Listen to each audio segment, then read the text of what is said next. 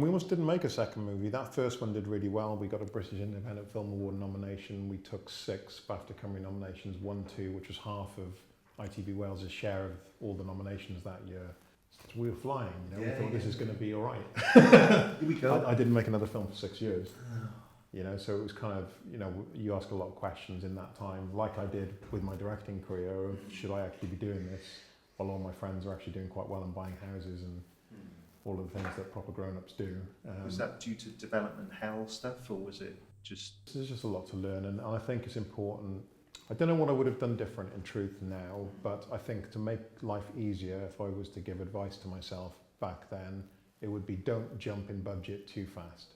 So we tried to jump from 90,000 budget on Little White Lies to 2.5 million budget, with everyone telling me that's just what you need to make a movie and that's what you have to do, and me believing them because they knew what they were doing. Yeah.